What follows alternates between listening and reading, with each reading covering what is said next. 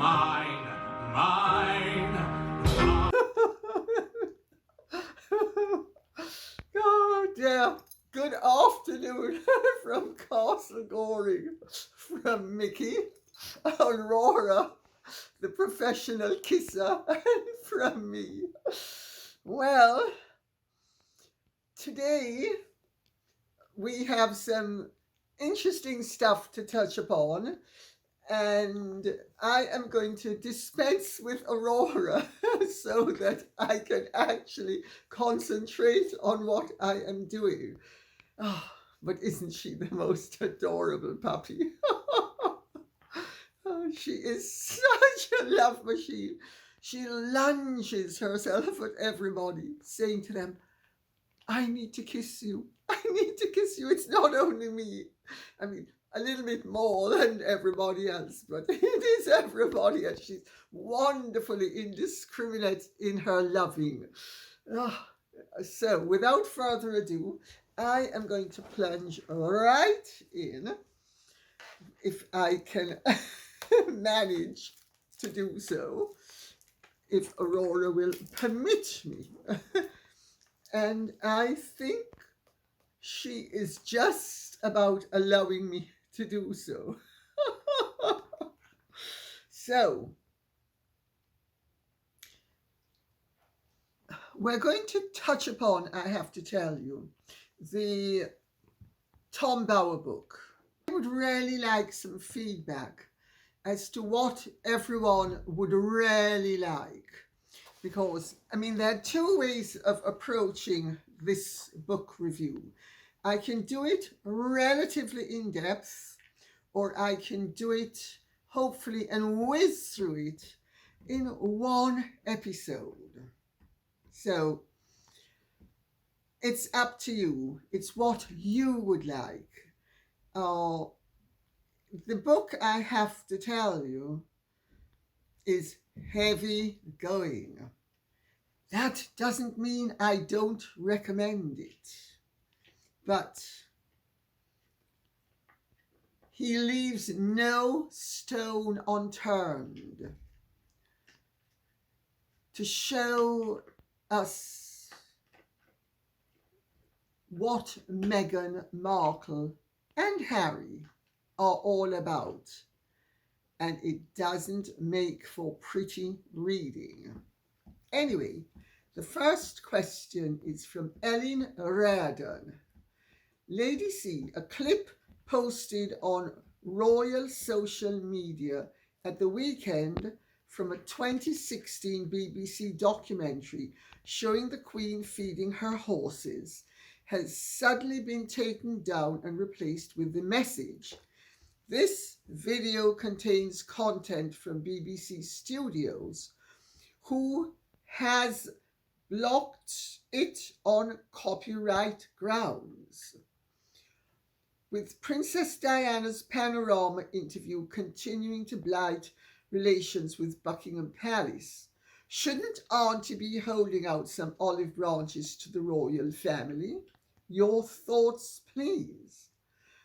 Well, my first thought, Ellen Reardon, as I'm reading this, is if this is an accurate quote, what does royal social media have, what planet are they on saying this video contains content from BBC Studios? Who has, instead of which have? I mean, I'm sorry. It's supposed to be the Queen's English. Surely, even the Queen's people should know how to speak the Queen's English. I mean, I really find it offensive, you know. A friend of mine got a letter the other day from a senior member of the royal household and they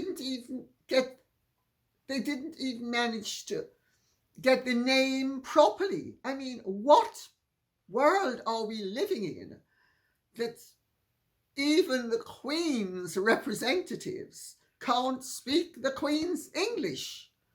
Who ever heard of BBC Studios? Who? Excuse me, BBC Studios is not a person. It is an entity. It's not who, it's which. And plural is have, not has.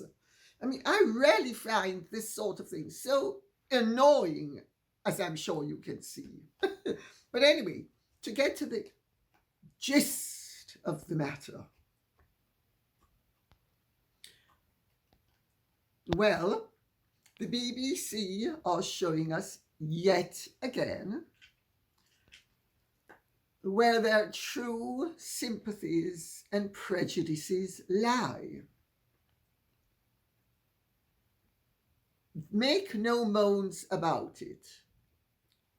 The BBC will consider itself to be a very powerful entity that is going to throw its weight around and even exercise a copyright breach against the royal family site. Well, there are two ways of looking at it. The law is there for everybody, and the BBC is well within its rights to exercise its power. Why then, if its power is being exercised, cannot the power of other people and other entities be exercised against it? Why is the BBC not in the dock? Why is Tony Hall not in the dock? Why is Martin Bashir not in the dock? The law is supposed to be something that cuts both ways. But it certainly shows, doesn't it, that the BBC has no compunction about flexing its muscles, exercising its rights, when possibly generosity might have been a more suitable response. And to wrap it up neatly, olive branches. Olive trees don't have thorns. The BBC is an organization that is riddled with thorns that prick. I'm waiting for when they get pricked. However, I'm not suicidal, so I'm not holding my breath. Now we get on to the not particularly contentious matter of Tom Bower's book, Revenge. As I said a little earlier, I am waiting to be cued by all of you as to how you want me to handle what I have to say about the book. So I'll throw the ball into your court and respond accordingly. I would say, though, very briefly, it is a book well worth reading. It can be very heavy going at times, if only because it is unrelenting. But to anybody who's interested in the subject, I would say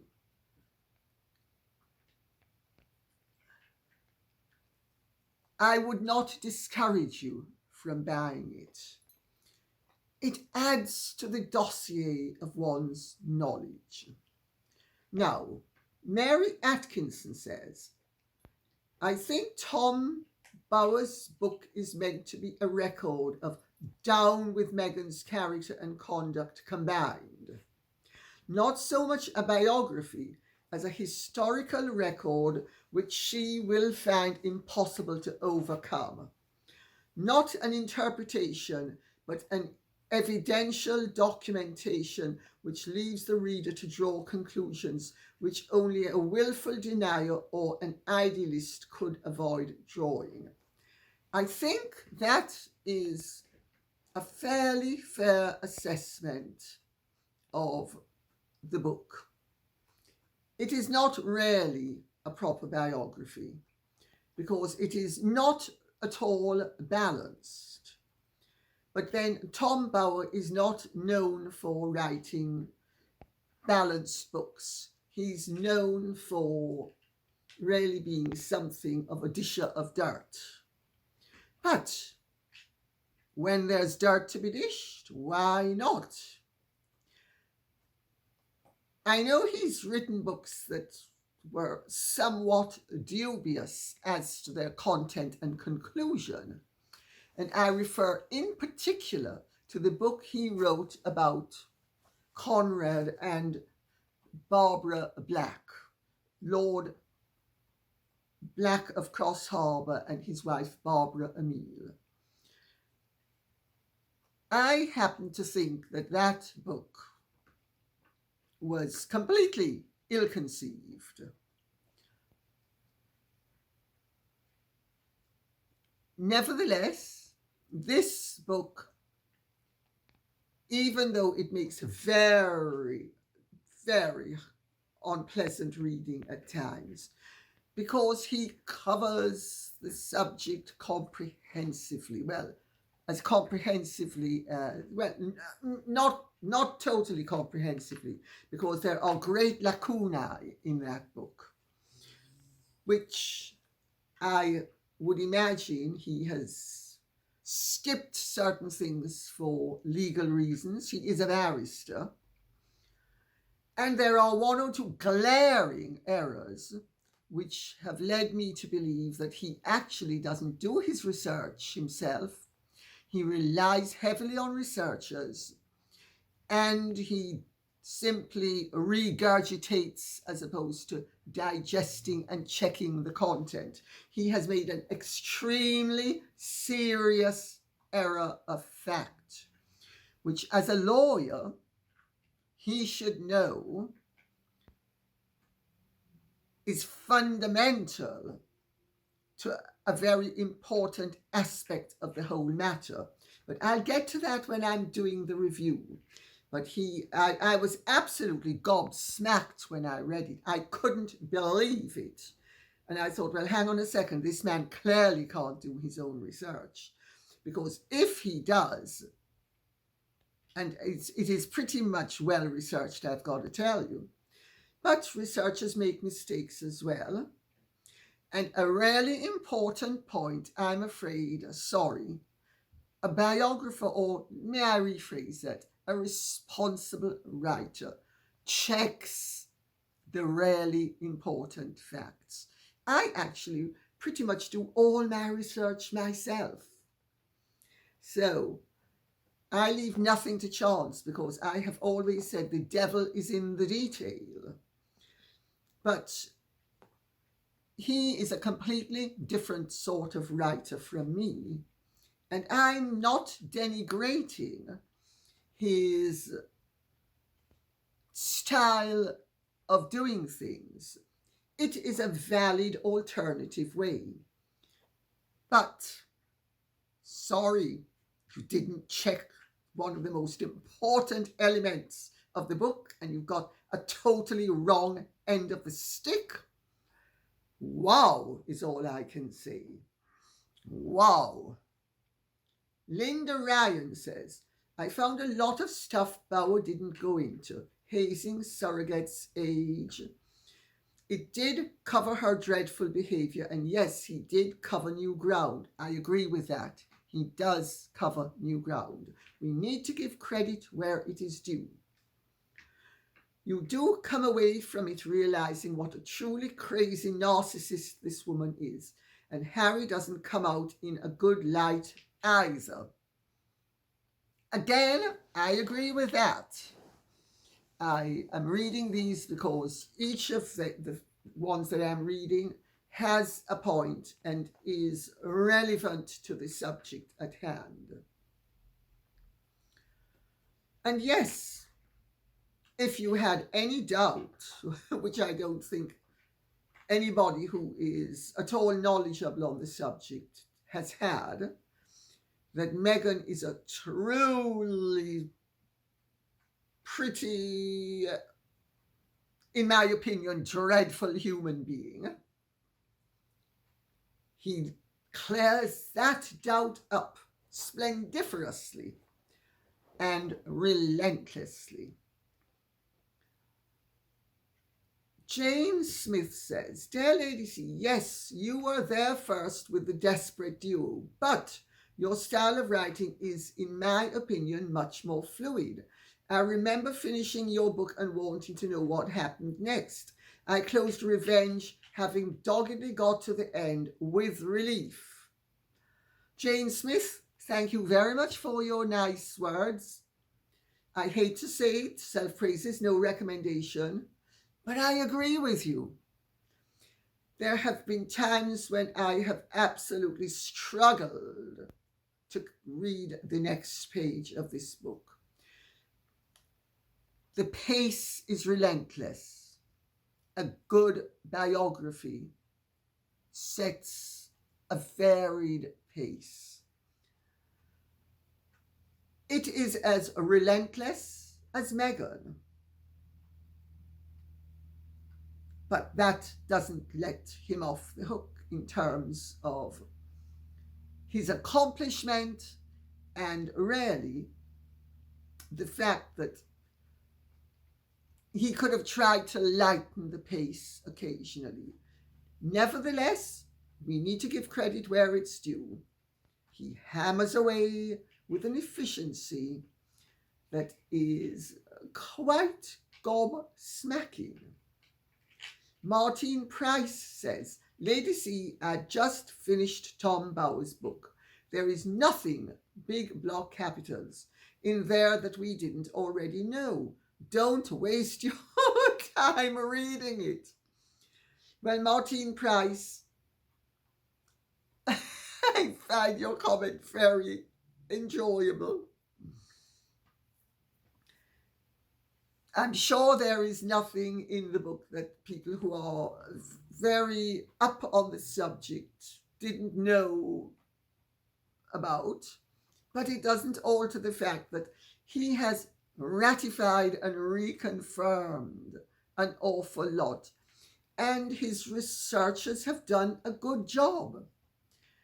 And I think we really, again, need to give credit where it's due.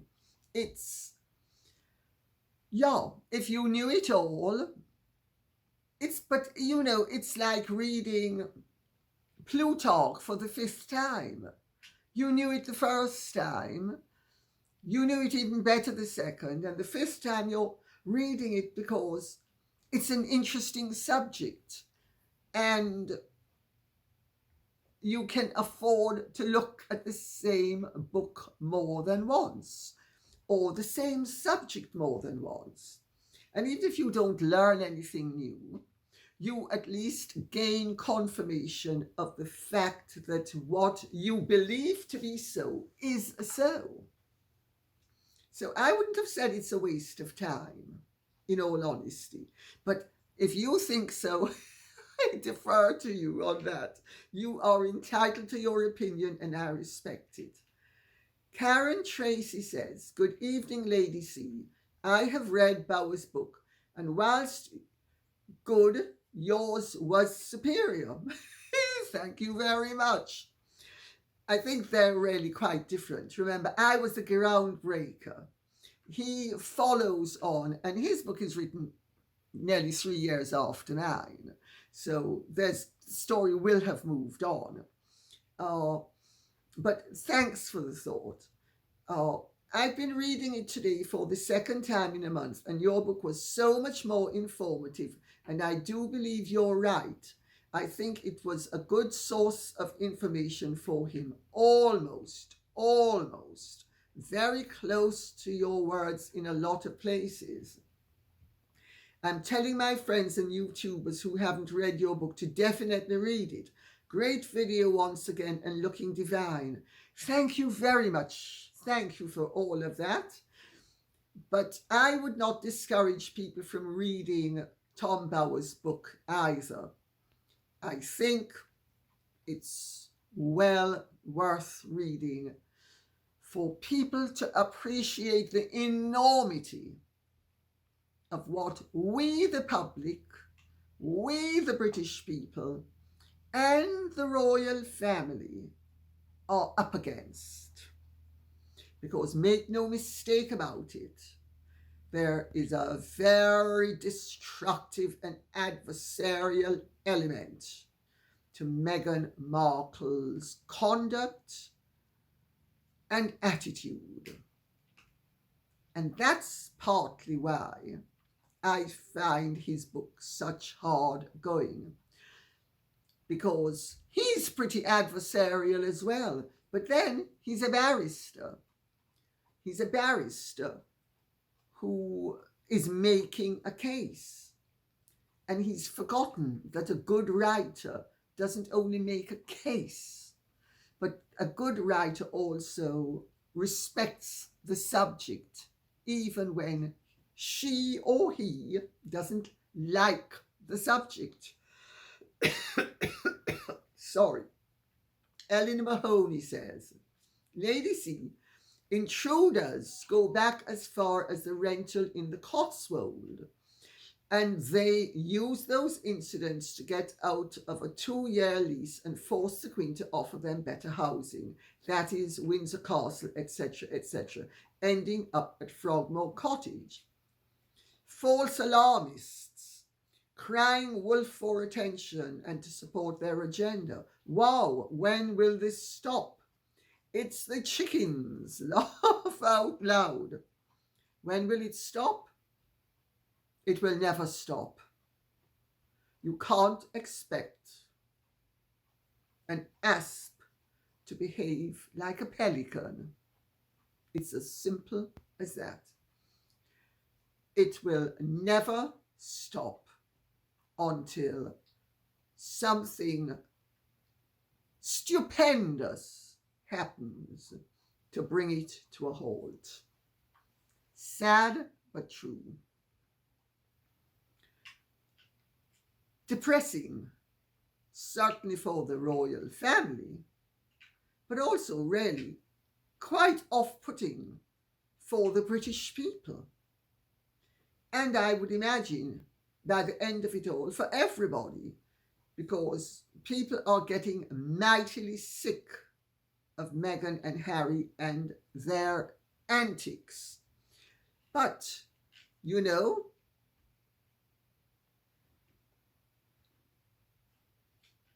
people are fascinated by destructiveness, by ghoulishness, by dreadfulness, rather more so than by Pollyanna. A little bit of goodness goes a long way in terms of entertainment. A little bit of dreadfulness is nowhere near as good as a lot of dreadfulness. And even after you are totally fed up and don't want to be a part of it, you are still hooked, waiting for the denouement. You know, nobody, no matter how repelled they are, is going to shut their eyes as the train hurtles down the track and he's going to fly off the bridge. Everybody's going to wait to see what happens when it flies off the bridge. That's human nature. Pauline Moriarty says, what type of burglar breaks into a house in the afternoon? I work in a large hospital and the alarms are always going off just by someone burning toast. Thanks, Lady C. Pauline Moriarty, there's a little bit of a difference between a fire alarm and an intruder alarm. Fire alarms will be set off by burning toast. Intruder alarms will be set off by other things.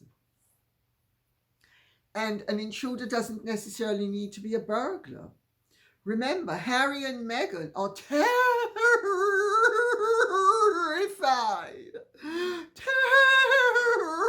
Terrified. Just beyond horror-stricken by the possibility that somebody might want to pap them. Somebody might want to take a photograph of them.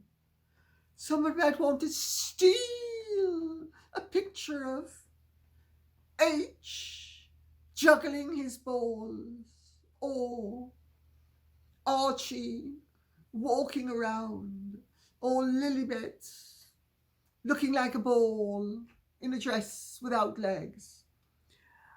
Or worse, Meghan, when she's having her hair, the hair that originated with 1,000 Turkish virgins, being pressed and dressed.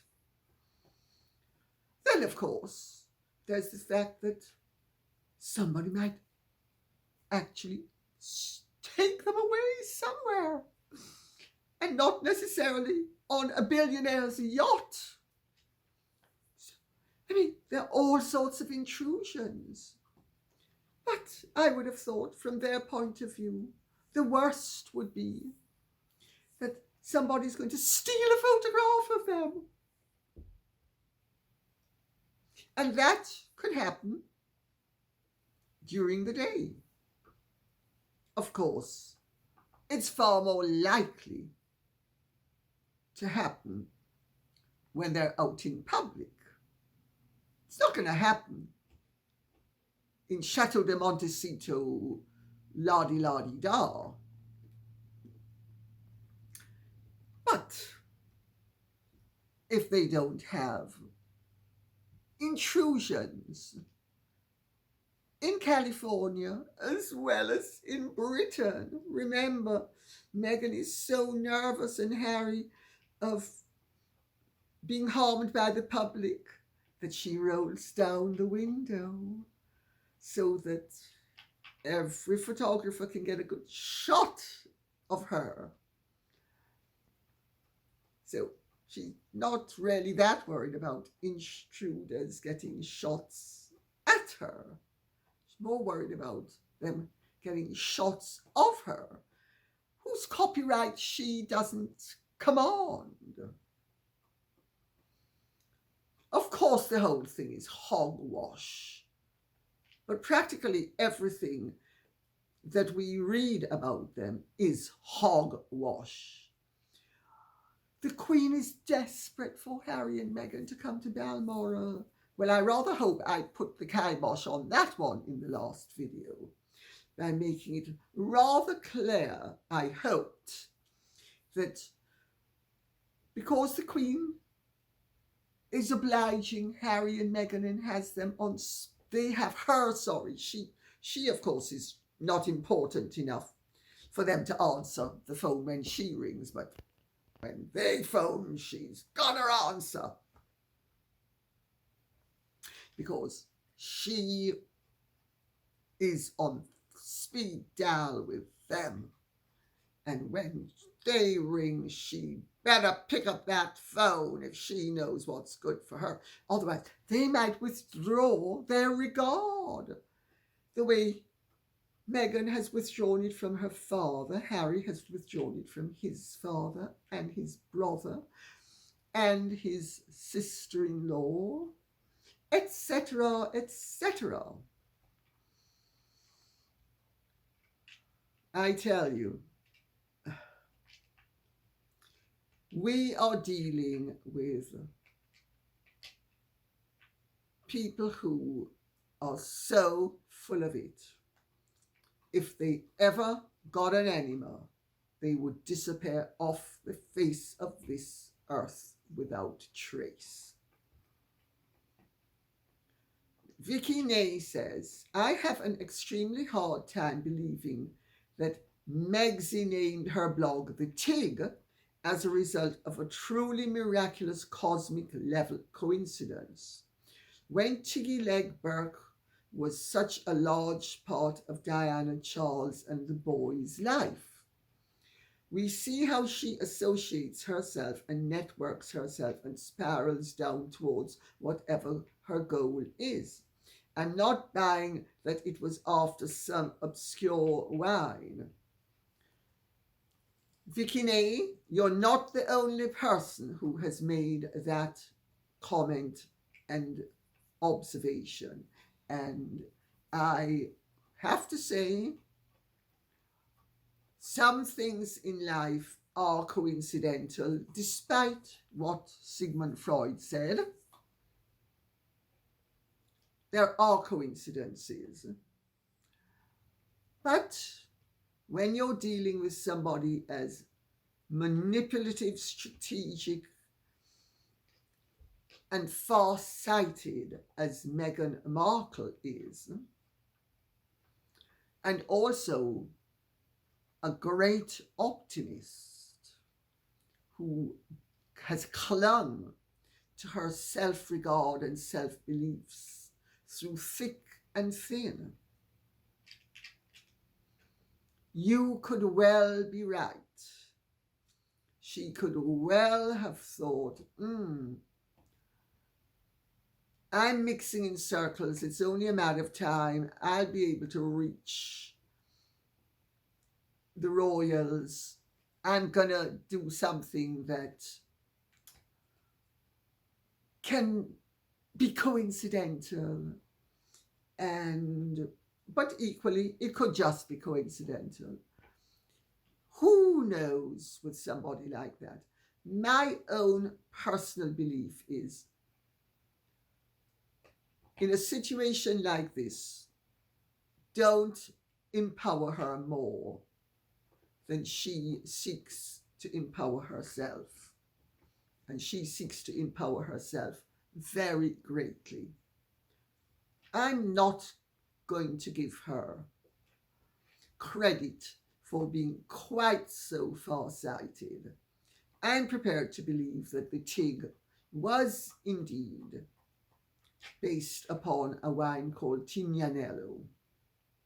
I'm prepared to believe it. If only because it's more likely. And in life, one goes with what is more likely rather than the long shot, unless the facts stack up in such a way that the long shot seems to be the obvious shot. Lebedev Raskolnikov says, love you in green and in the shirt. It really suits you. Thank you very much. Would you care to comment on Angela Levin, such a mild person, calling for H to lose his titles? It seems to me he should not keep his platform to make such injudicious and catastrophic political pronouncements when he is unqualified, unentitled, not being a US citizen, abusing his birth status, and which embarrass the country, the monarchy, let alone himself. How much longer before his delusions are shut down? Well, I know Angela Levin slightly. She has interviewed me. She's actually a rather good interviewer. She did annoy me on a breakfast show that we were on with Piers Morgan, Good Morning Britain, where she came out with a really rather inane comment about something about, well, if the doctors say so, it's got to be so, which I thought was really inane, to put it mildly. And to have made the comment to me when she had interviewed me on the fact that the medical profession had ruined the first 21 years of my life. But I didn't think that she actually made that connection. I didn't think she was sufficiently intelligent or sensitive or on the ball to have made the connection. I think she was just very authoritarian and, oh, well, if the doctor says this, it's got to be so. When doctors say things, you've got to believe them, even when half the time they might be wrong. You've got to believe them 120% of the time. But she's basically a decent woman, and she's basically a nice woman. And for her to call for Harry, who, remember, is the subject of a biography that she wrote of him. So I think she has a vested interest in keeping the story alive so that maybe she'll make a few more book sales. But I also think she honestly believes that what she's saying is so. And it has merit. But I again am astonished that Angela Levin, who is a rather successful journalist, would actually have made the comment in the full knowledge, hopefully, of the fact that it's just not straightforward to strip a royal of his peerage. It's, it's, so I think there's an element of bandwagon jumping upon where that's concerned.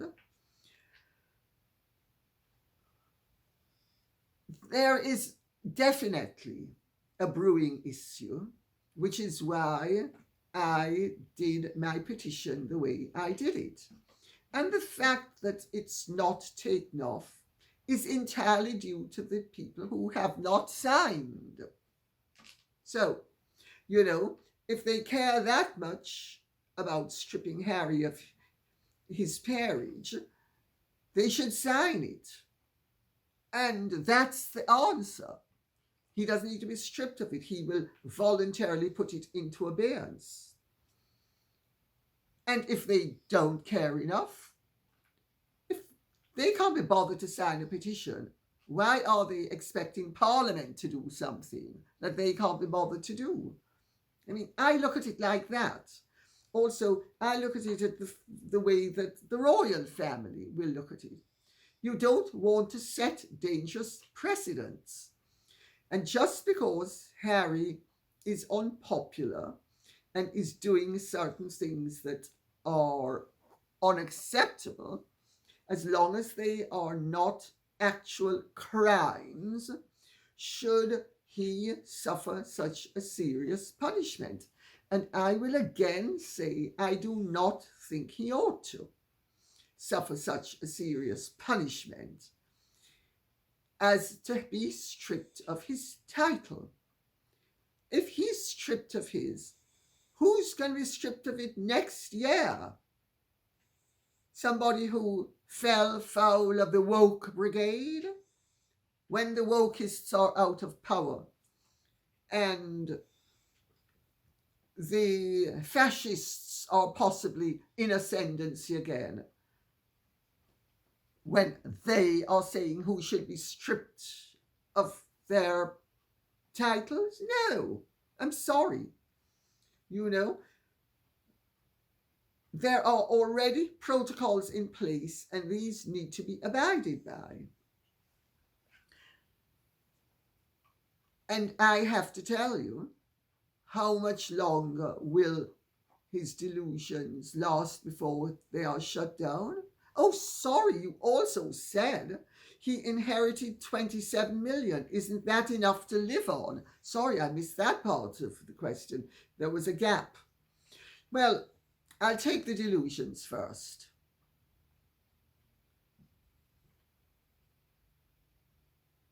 Harry is delusional. It's become increasingly apparent. Shutting them down? I think you're speaking about shutting him up. He can't be shut up unless he is committed. And he can't be shut down unless he commits a serious crime. This is the price we pay for living in a free society. And since we are mostly agreed that our freedoms and our civil liberties are already in danger of being eroded. I don't think we should be seeking to erode and endanger anybody else's civil liberties. Because today it's Harry, tomorrow it could be you or me. Except it can't be me with my title. Because my title is a courtesy title and it can't be taken away. So, as for inheriting 27 million, isn't that enough to live on? No, it's not.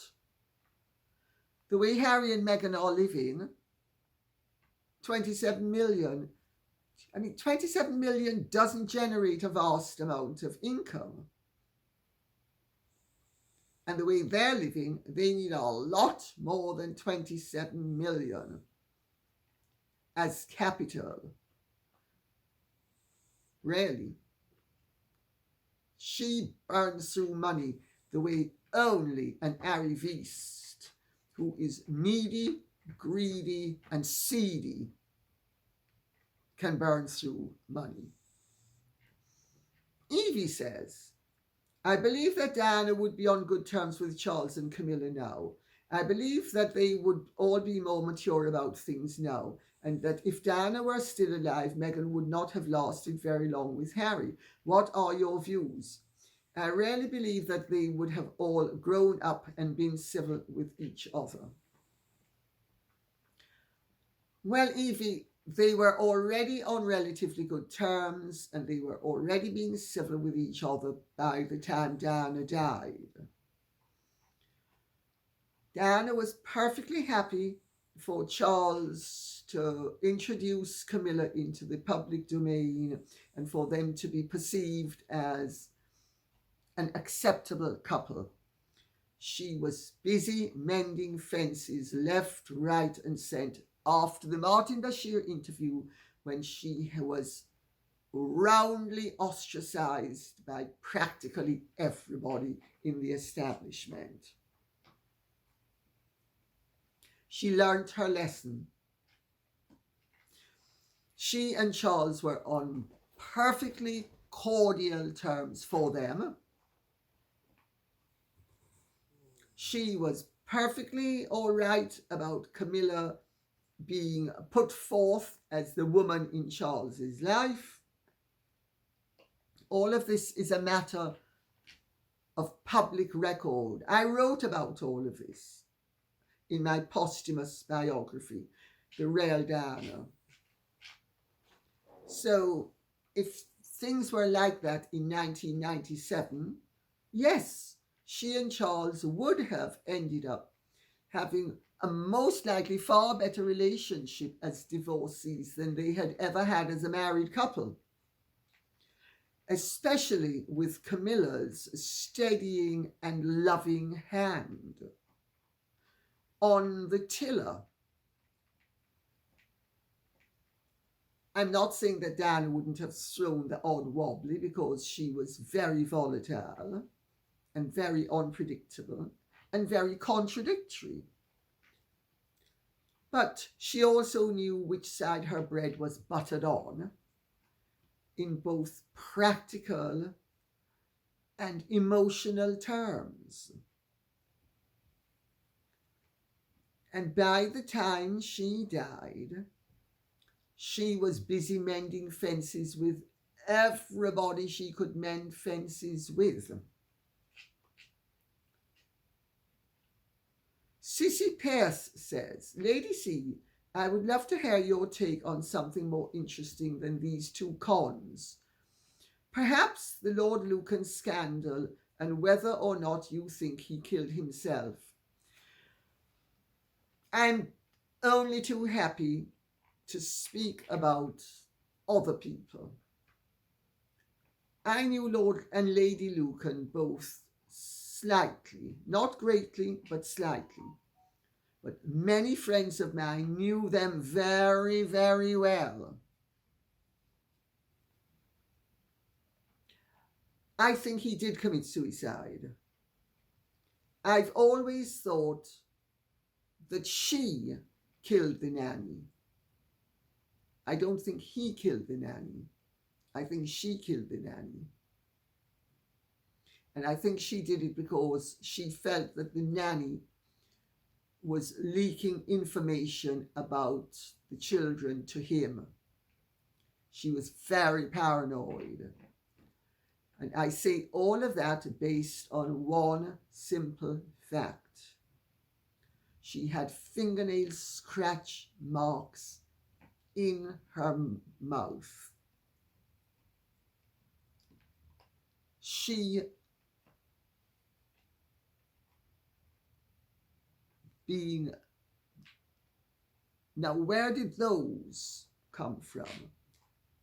A man? No. They came from a woman.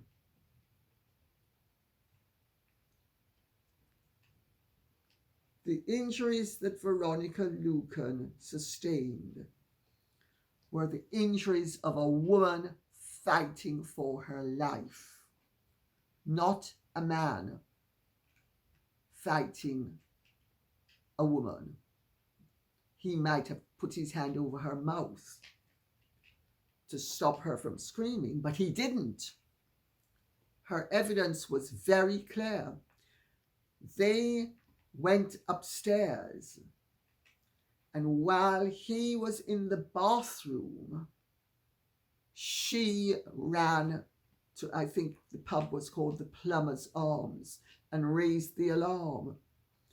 And he knew that she was going to accuse him of having killed the nanny. And I have been told by people who knew them very well, one of whom was Mark Sykes, that he often walked past that house and looked in to see if everything was all right, because Veronica was so unstable. And what is really telling is that the children, her children, cut all ties with her and lived with their Aunt Christina and Uncle Bill. Uncle Bill was the half-brother of Diana, Princess of Wales's stepfather.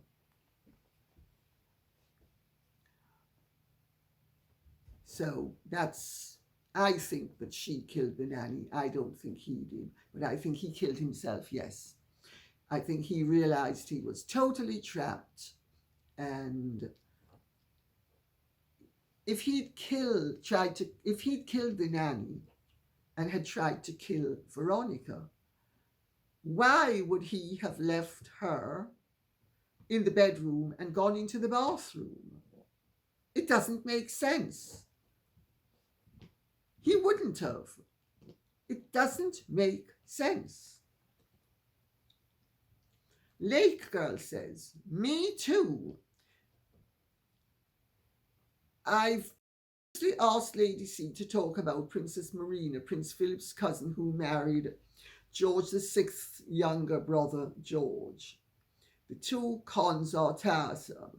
I listen to see if I hear Princess Marina's name. Lake Girl, you're hearing Princess Marina's name now. Princess Marina, the Duchess of Kent, was the present Duke of Kent, Princess Alexandra, and Prince Michael's mother. She was very beautiful. She was born Princess Marina of Greece and Denmark. She was one of 3 sisters. There was Olga, who, if I remember correctly, was the eldest, who married Prince Paul of Yugoslavia, who became the regent of Yugoslavia, and who was the mother of Princess Elizabeth of Yugoslavia, and 1 or 2 others. There was Elizabeth, who married a German princely count, and there was Marina, who married Prince George, Duke of Kent, the best looking of all of King George V and Queen Mary's children. She and Prince George were great friends of the then Prince of Wales, who became Edward VIII and afterwards the Duke of Windsor. Princess Marina had spent most of her life in exile. Not all of it, but most of it. Or certainly a lot of it. Her father was Prince Nicholas of Greece. Her mother was the Grand Duchess Elena Vladimirovna of Russia, Grand Duke and Grand Duchess Vladimir's daughter. I'm sure many of you who are familiar with the Queen's jewels will know of the Vladimir tiara, the tiara that has the emerald drops that can be substituted for pearl drops that the Queen often wears. Bought by Queen Mary after Grand Duchess Vladimir left Russia after the revolution.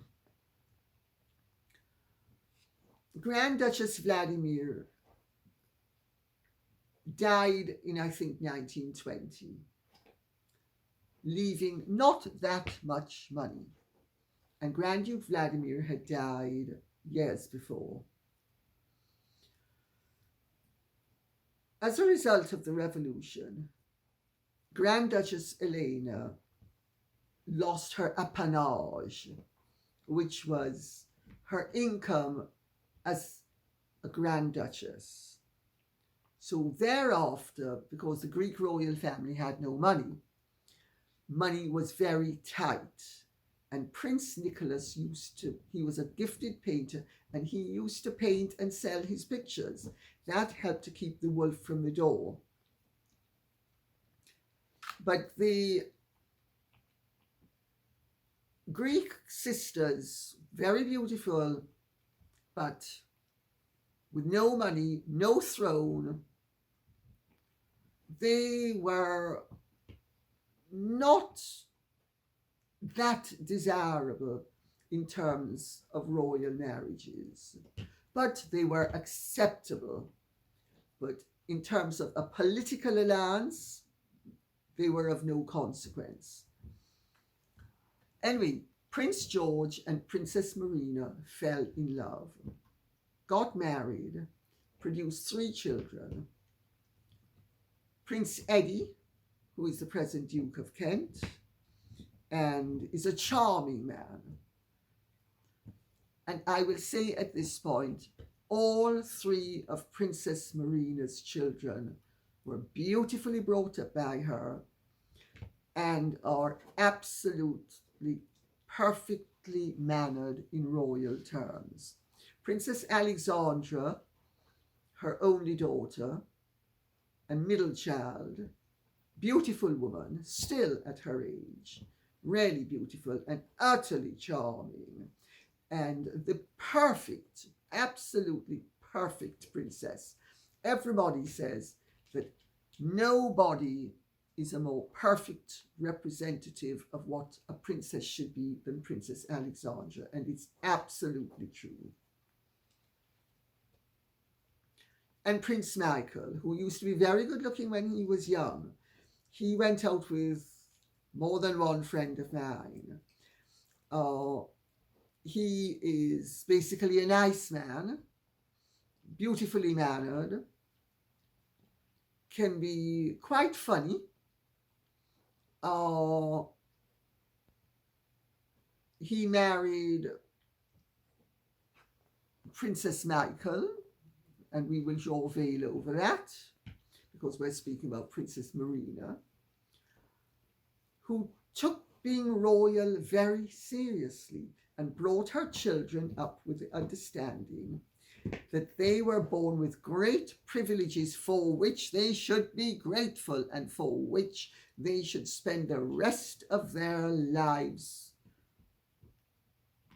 paying back society and doing their duty to the crown because of their good fortune.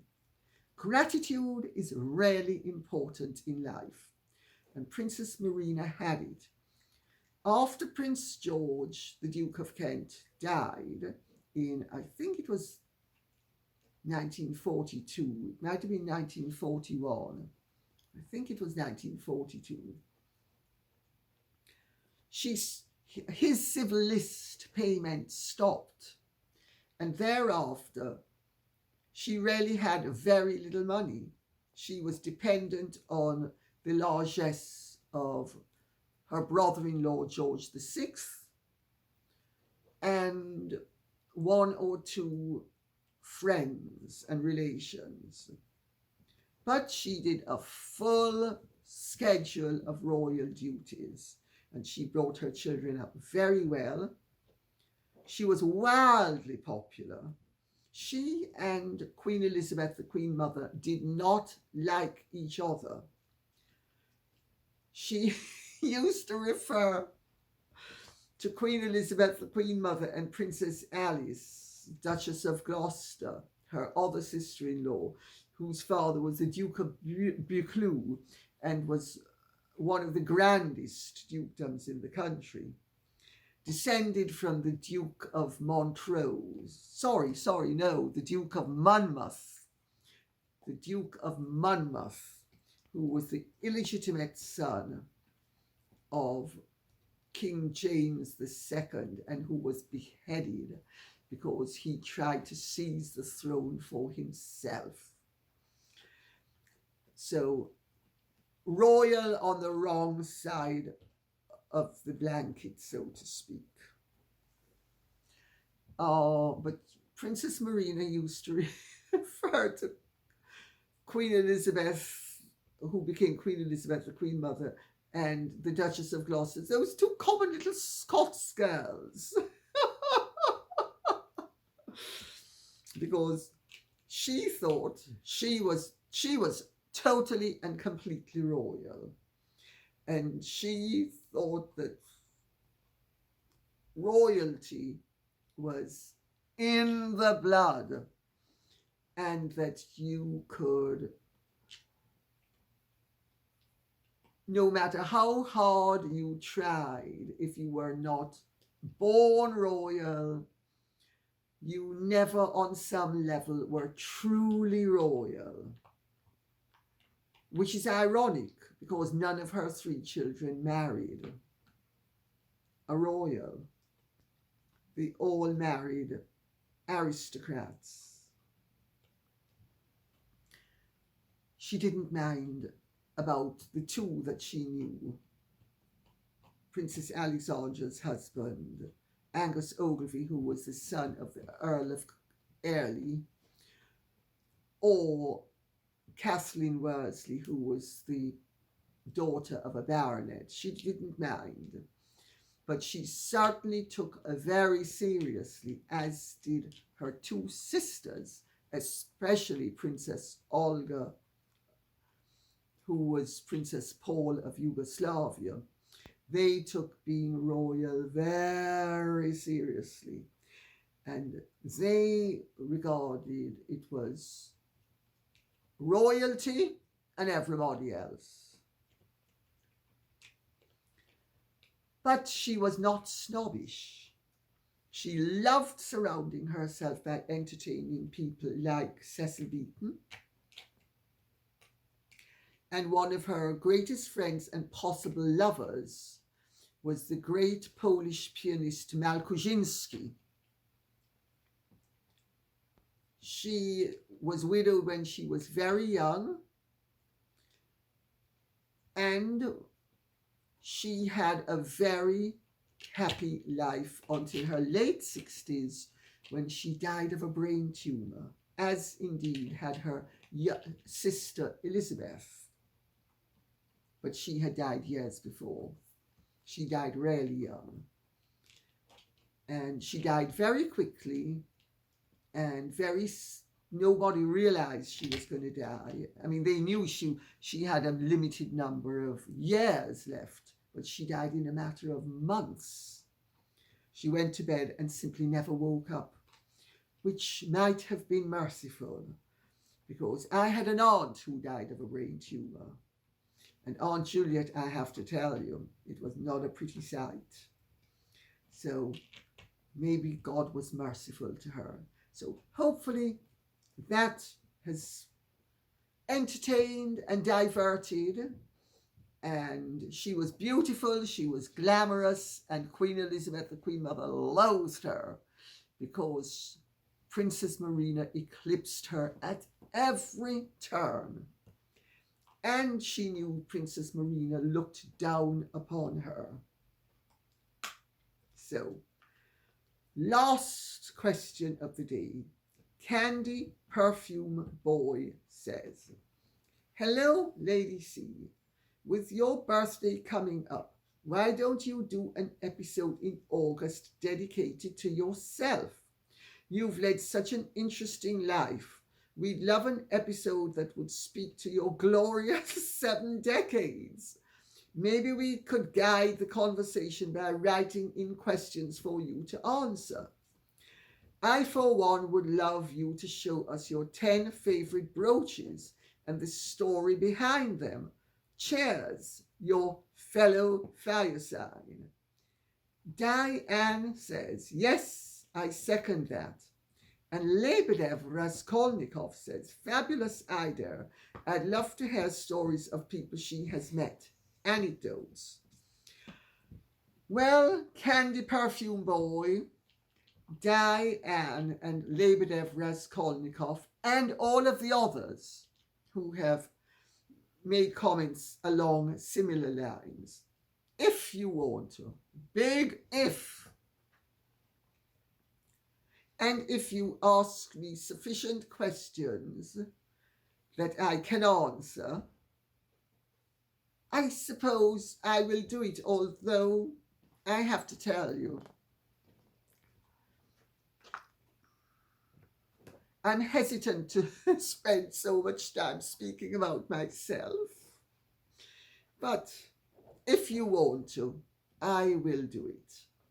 So it depends on how many questions get asked, how many people ask the questions. If there is sufficient demand, of course I'm going to do it.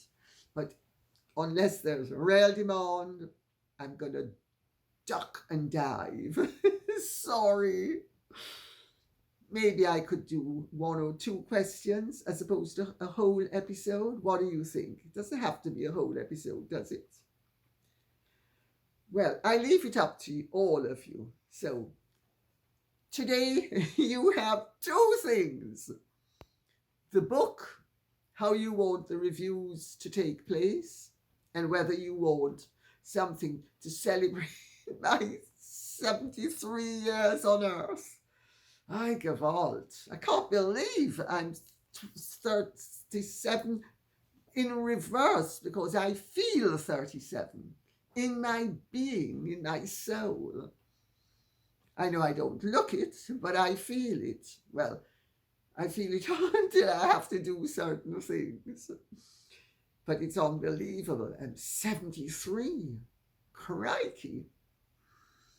I used to, when my father used to say, oh, gosh, where has the time gone to? I used to say, oh, don't say such boring things. Now I know why he did. And on that note, I will say thank you very much for listening. I hope this has been of some interest to you. If it has, please like, share, subscribe, press the notification bell, and please remember, this time you've got to answer 2 separate questions, as well as having the comments coming in. Okay? God bless. Thanks. Sorry for prevailing. And Godspeed.